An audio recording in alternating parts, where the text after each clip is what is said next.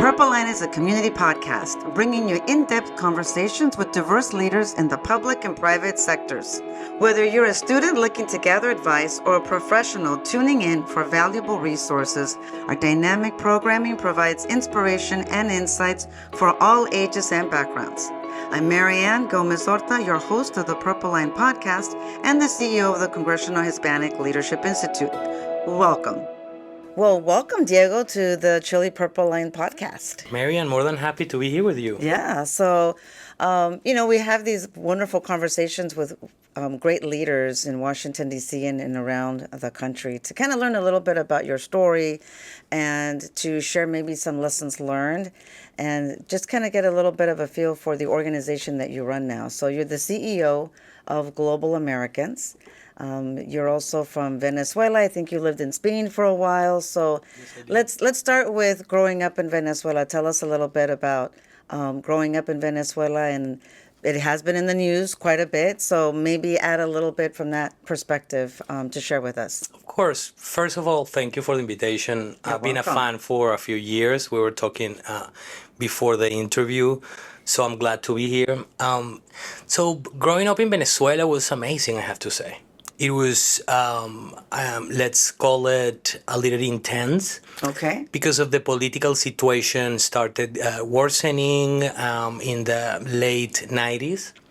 And at that point, I was around 13 years old. My mom is a real visionary. She said, hey, and she was never involved in politics at all. Interesting. Okay. She said, hey, I don't like the way the direction of the country. Why don't we just live and explore some options? Wow. Yeah. Okay. That was in late 90s. Chavez had won the elections. Okay. Now, she was also born in Venezuela. Yeah. Wow. Okay. Very visionary. Oh, my gosh. And we left. And so I had the opportunity to spend 2 or more years studying in Spain. Okay. My first time in my life migrating to a new country. Wow. So how old were you when you went to Spain? I was 13 years old, around that age. Okay. But the political bug was already there. And while I was living in Venezuela and growing up and getting more stubborn every year that passed, the situation of the country was also evolving a lot, right? So I decided after 2 years living there that I was going to go back to the country to be part of the process that was happening. Okay. So it was I would say highly marked by political intensity, polarization, and I would say a sense of purpose to be part of the future of the country, to be able to add value to my country. And so where did you get that perspective of being able to go back to Venezuela and to just be very actively engaged? I mean, that's something that comes up here in the United States. There are some situations where we're trying to get people to be more civically minded and to be more in tune with what's going on. How did you figure that out, and why at 13, 14? Well, was there a certain story or relatives? Where did that come from? I have to say that in my family, it was infused, the sense of purpose to become part of the future of the country. My dad was at that time a diplomat. Okay, maybe that's why. So he had that like civic duty, responsibility. Yes. I remember reading, this will respond to that. Reading a letter he sent to me when I was 5 years old or something, like, Diego, happy birthday, etc. And wrote a letter, and the letter said, Diego, like, continue being so nice so you can become an agent of change for your country. Really? Oh, yeah. Okay. Very much. So, your dad had a lot of... Oh, yes. And it's interesting too, right? Your dad probably had a lot more influence in that than you kind of think about. Like right now, thinking about it and answering the question, you're probably thinking, okay, there's probably other nuggets of that. There's just certain things when we grow up we don't think about until later, right? What did you study when you were in Spain? I was in middle school. Okay. So I did 2 years of middle school in Spain, learned Catalan. Never, ever used it again. No, you didn't? I did You not. haven't even used it now with Global Americans. It I hasn't have like to come up say, in a casual conversation. maybe or we something? open a Catalonia chapter There you in go. Global Okay, Americans, there you and then go. There you But let me go. tell you, when learning English later in my life, Okay, that it was was one of my other helpful. It questions. was helpful Oh, because really? it opened that como bucket in my brain, I guess. Yeah, it That's was. interesting. Of how to learn a different language. That's Yeah, interesting. yeah. Okay. So when did you learn English? When you came to this When I country came or to the US 10 years really? ago. Yes. Wow. Yeah. Because you speak it so fluently. Well, I have had to survive and to be able to, like, my job is to Yes. persuade people. Yes. So yeah, Yeah. I have had to learn it. Yeah, very much so. Share with us a little bit about what you're doing now at Global Americans. You've been there now One over, year. is it a year? It's my, yeah, I last thought month maybe it was a little bit over a year now, right? it feels like 10 years, I have to say. Yeah. I think there's also that DC factor that kind of makes it feel like that sometimes, Well, and right? now we're living intense times as Right, well in the right, right. US, a lot of changes. Right. So we had an opportunity to meet when you were at a different organization before. But tell us a little bit about and share with the audience. When you came in, you right away got together with the leadership of the board. Went out of the country for an in-depth strategic planning meeting. I remember talking to you about that. I think before and maybe a little bit after. And I was just very impressed with how you were able to get the group together, say, okay, this is what's happened, this is what hasn't happened. We need to find our little niche in this world. And you guys figured that out. So I was so impressed by that. Share with the group what is Global Americans focused on and what your vision is for the organization. So cool doing this with people that you know, right? That can allude Yeah. to interesting things. We just had our second annual board meeting Right. a couple of weeks ago. I know, I'm sorry I missed that. Yeah, well, you will Next go time, to the I'll third. catch the next one. Yeah. Yes, I'll catch the but next one. we kind of made sure to revise that first strategy you're referring Okay. to. So I am the CEO of Global Americans. We promote U.S. Latin America relations. The organization was founded 10 years ago, and I just came in 1 year ago. Right. But with the mandate of rethinking, refreshing the organization based on all the changes that the world has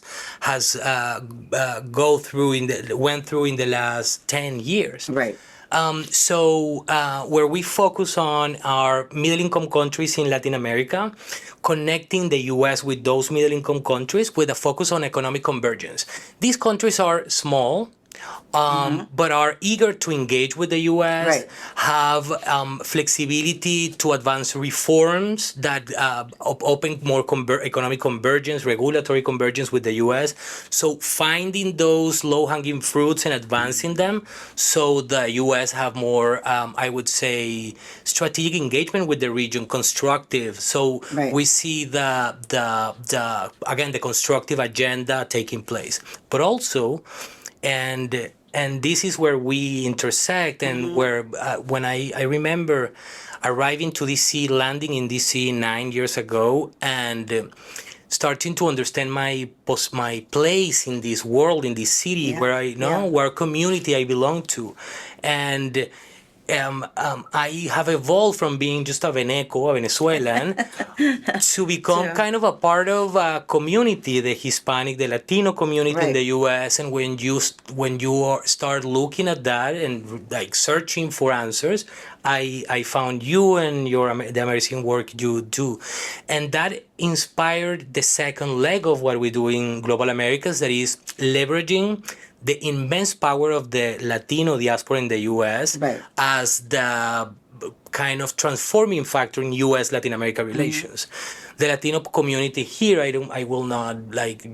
I have learned those things Right. from And you, it's and that's different, right? In the fact that if you have a U.S. born Latino versus somebody else who comes from a different country, from a Latino country, from the Western Hemisphere, there are different things, and then there are also things, to your point, that really kind of bind us as well. I'm curious, what are the 4 countries or 5 countries that you're focusing on that you mentioned? Panama, Paraguay, the Dominican Republic, Costa Rica, Bolivia, and now, and I'm sure we're going to talk about it, after January 3rd, we're all in with Venezuela because the opportunities are infinite. Yeah, yeah. When you think about the work that you're doing with Global Americans, I know we've talked a little bit about this before. What are you finding in terms of the diaspora here? From, it's not, the term diaspora is a little more popular in certain groups and cultures than it is like for example, my parents are Mexican heritage. We don't usually talk about Mexicans as being a diaspora, but we are, and mainly because as people know, the border kind of changed on Mexico, right? And so it used to be Mexico, and there's people, for example, one of our board members, our former Congressman Bill Flores, his family, he can trace it back to when it used to be Mexico, in Texas. So what is the word diaspora? How is that landing with people? And what is the vibe that you're getting when you talk to people? It's diverse. Yeah. Some people would say, "What are you talking about? I'm not diaspora. Yeah. I'm human Yeah. capital, or I am interesting. or I am Oh, a gringo wow. with Mexican heritage. Yeah. Or I am both at the same, or I am Mexican and American. Right. So it's very diverse. The point is, we share a lot. We share culture. We Right. share values. We share our commitment to freedom. We share values with the Americas. Share values. We were right. And in that sense, you have an immense Dominican community, Cuban American community. You have a Colombian community that are doing their best to advance. If combined, as you know, the combined GDP of Hispanics in the U.S. would be the fourth largest economy in the world. So we are an economic power. What we are working intensely towards is to try to fill the gap that there is between the Americans with Latino heritage that are here in the U.S. and they're reconnecting with their country. What if we are able to organize in a nonpartisan way some of those communities to advance constructive policies towards the Dominican Republic that would unlock investment and how about we do it with Venezuela and we ensure a long-term engagement with the U.S. and we ensure that other global powers are not influencing the countries around the Americas. So a lot to learn. Yeah. I find it really interesting with your work how trying to explain to Americans of the heritage of different countries why it's a benefit to be involved in that. I see it. What would you tell people who are listening and watching, and you are from, say, Venezuela, Colombia, Paraguay, Ecuador, Honduras, why get involved in something that is kind of to your home country, even if you weren't born there, right? Maybe your parents were. What's the value in being engaged like that, Diego? Well, the first answer I would say is in the best interests of the United States to have the best relationship with Latin America. More even now in these times where the global alignment is changing, is evolving. Multilateralism is being challenged. The post-World War II rule-based system is evolving rapidly, and closeness is key. Proximity matters. Proximity matters. So that's kind of the first objective, idea I would share. But then this is about, I think, it's about identity. You cannot convince somebody that doesn't feel the connection to get involved. Yeah. What there is, what we have seen is a lot of people that feel that connection. Maybe they haven't been in Latin America, but their grandpas will speak stories, will share the values through stories, and then you connect with people through those stories, okay? Yeah. The majority of the people that, including me, that left Latin America to come here was mainly because there was a challenging situation there. normally connected with autocracy, Right. okay? Reduce freedom, reduce capacity to prosper, to achieve the dream, what you want to do. So when they come here and you talk about, and we can talk about the American dream, when you go back to that, to that idea, I think that connects people. I think, but again, I think it's in the best interest of the U.S. having the best relationship and closing the relationship with Latin America. So, in regards to that, a couple of things. Let me go back a little bit first, though. Why did you come to study in the United States? What was was it an opportunity, or you just, again, trying to think of a different place to come and study? I had to escape my country due to political persecution. Okay. In my country, I used to work in local government for the for our opposition local Right. government. I also got involved in electoral politics because I was convinced that we needed to elect good public servants to advance the country. So the sum of that created a situation in which the repressive apparatus of the Maduro regime at that point persecuted me like they did with so many Yeah, with a thousands lot of of, Venezuelans. yeah. So I had to escape. So I was married. I stayed in hiding in Venezuela for a few weeks and then managed to land my goodness. in the country of the opportunities. Wow, I love it. Speaking about the country of opportunities, so why this country? Why not go back to Spain? Why not go to London? Why come to the United States? Couple of answers. The first one is I didn't have much too many options. Okay. I had some family that was living here.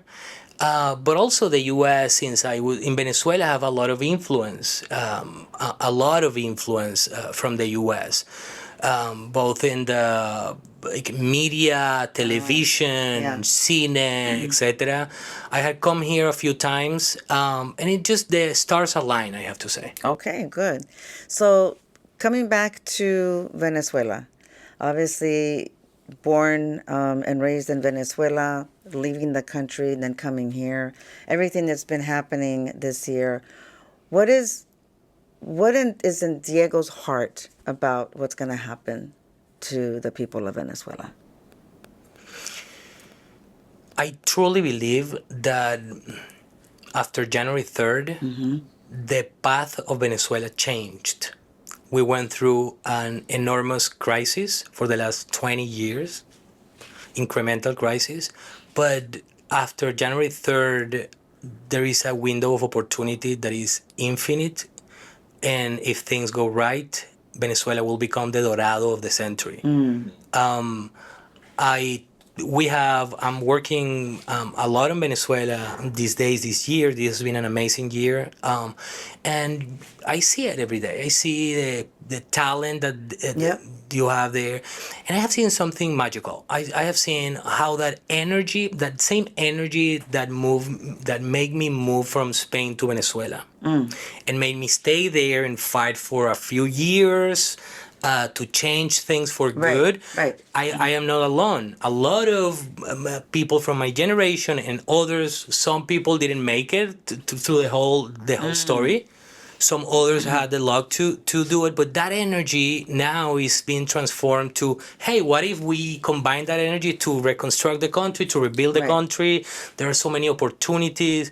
So I have to say, after a few years of the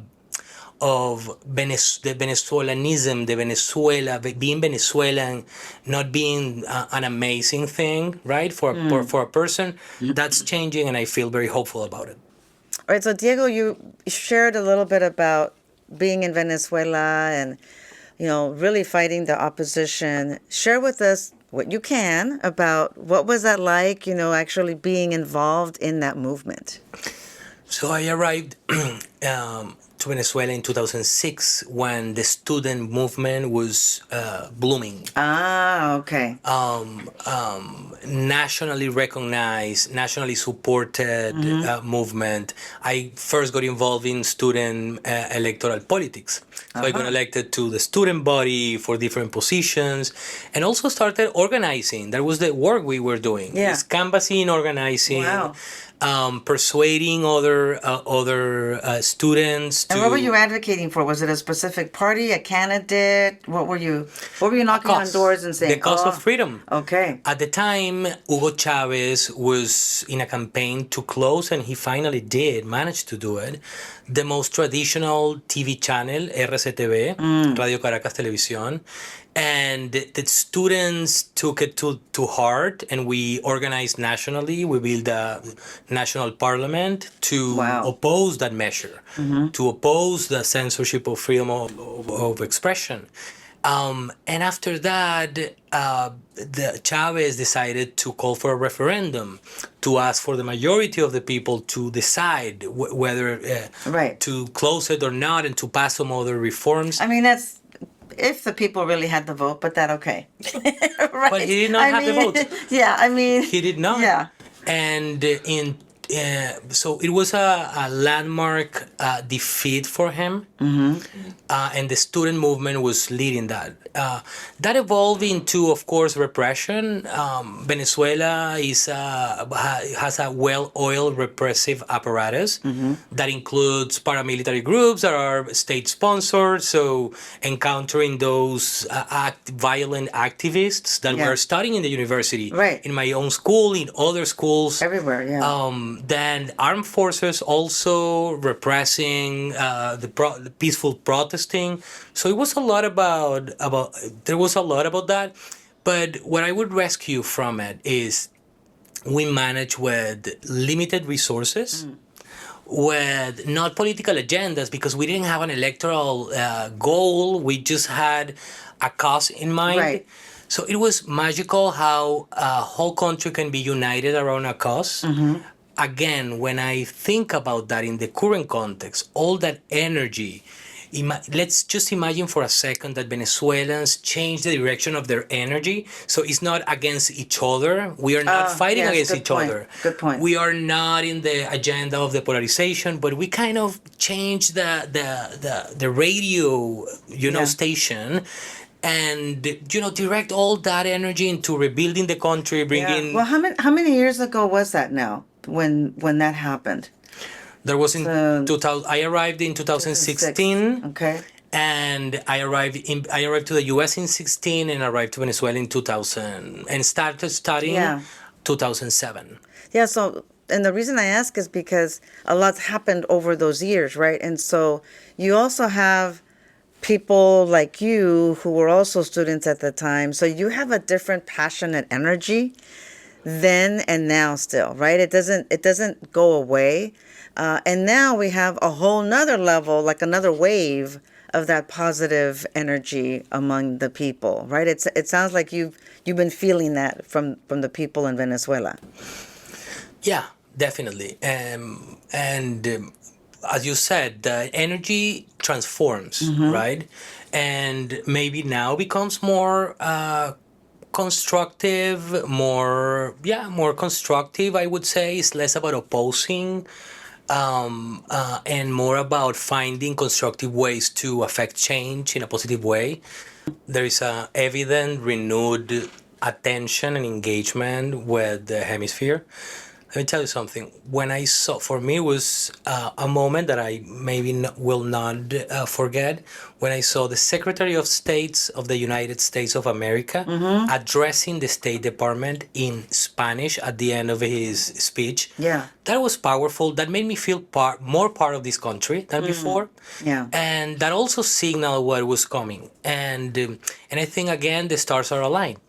As we were speaking at the beginning, the post-World War II kind of system architecture of the world is changing, is being challenged. Some people would say it did stopped responding to the needs of the humanity. It was slow, bureaucratic. Yeah. Some others would say that we shall continue, but it's definitely changing and being challenged. It's being challenged, yeah. And in that change and that transformation, that realignment of forces, the proximity matters. It does. And Latin America and the Caribbean have all the resources that are needed to fuel the future of technology, energy, critical minerals, etc. Yeah. We have the human talent, and right now we have a Secretary of State and a Deputy Secretary of State that are Latin Americanists, Right. at least, right? Yeah, that's very different. And we're seeing the results of that. We're seeing the results in Venezuela. We're also seeing some movement in Cuba. I was just going to ask, obviously as well because of the Secretary of State and some other issues, but what is that? What are you seeing both from a personal standpoint and with global Americans, that connection either between Venezuela and Cuba or just in general? Well, it's Cubans, and I would say not in Latin America, but globally, the example on how diasporas organize to influence U.S. policymaking towards their country would be the Jewish community first and foremost. I agree. And then a second great example is the Cuban community in the U.S. Right. that has been very connected with the Venezuelan community that is more recent. But we share the same struggles. We have countries that were captured by socialist autocrats that destroyed completely the country, that made a lot of people, millions in some cases, thousands in others, to migrate. A lot of them to the U.S. In different eras, right? The Cuban community is more mature, has been here more. Venezuelans are more recent, maybe more global. We're 8 million abroad, right?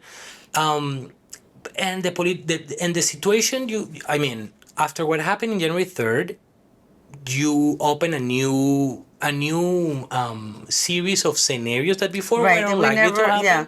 Well, people would maybe talk about it or kind of like, no va a After a pasar. Like after a couple of exactly. drinks, Like, not that's not going to before, happen. claro. That would never happen, right? Kind of coming back to Chile, and I have, we've had an opportunity to kind of share stories about running nonprofits and working with young adults and interns.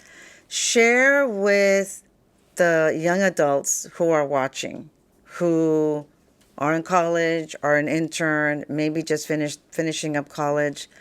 What can you share with them about leadership and about their vision or their plan for life? Kind of looking back on what you did at the time, maybe not fighting in the streets, but kind of in general, just kind of in general, because you've had this leadership exposure at a young age from your dad, your mom's vision, what you've seen in other countries and the work that you do now. So can you share some words of wisdom with them? Yeah. Go fight in the streets.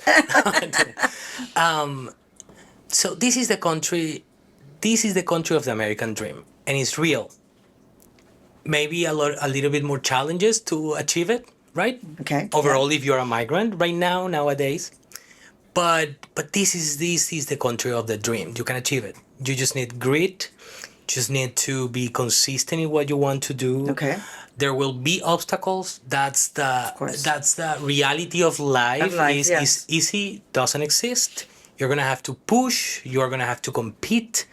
But grit and consistency, I would say, matter. Okay. I would also say you can in an environment of high competition where you are competing for small positions with a lot of people, it can get rough in terms of your relationship with your colleagues and your peers.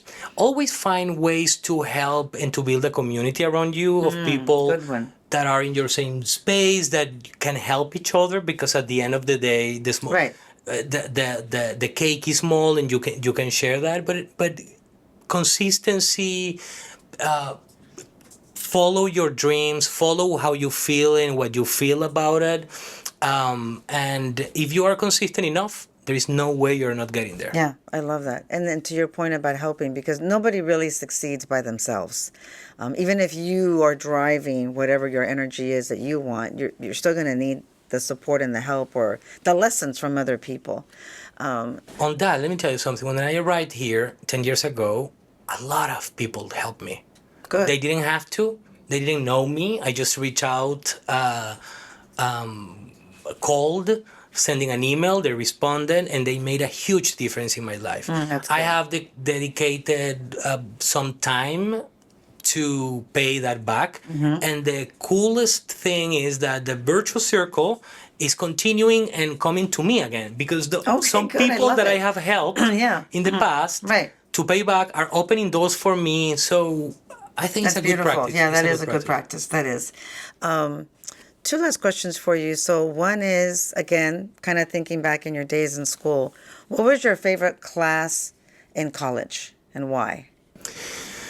My favorite class was also my least favorite class. Okay, You will explain that. understand why. Okay. It was lobbying at George Washington University. Lobbying? My master's degree.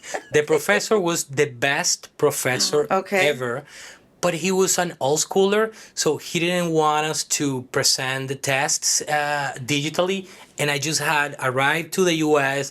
My Wow. writing was not at its best, so we were convened at an office with a sheet of paper, a pen to present the tests. I love it. Wow, even though that's intense, too. oh yeah, even Wow. though I enjoyed the class, Yeah. it was painful as well. Wow. Okay. So a lobbying class. All right. Maybe that's why you're getting better at all of this, navigating all of this. You actually took a class in it. A lot of people don't take a class in it. So, and when I share with you our vision statement with Chile is really focused on diversity of thought. When I say diversity of thought to you, what does that mean to you? What that means to me is being able to sit in the same room with another Venezuelan from a different political perspective in the spectrum, being able to build stuff, rebuild the country with people that I don't agree with. Yeah. Well, Diego, it's been a pleasure. Thank you so much for joining us here and having a conversation on the Chile Purple Line. And look forward to working with you even more in the next few months and the coming years. Thank you, Diego.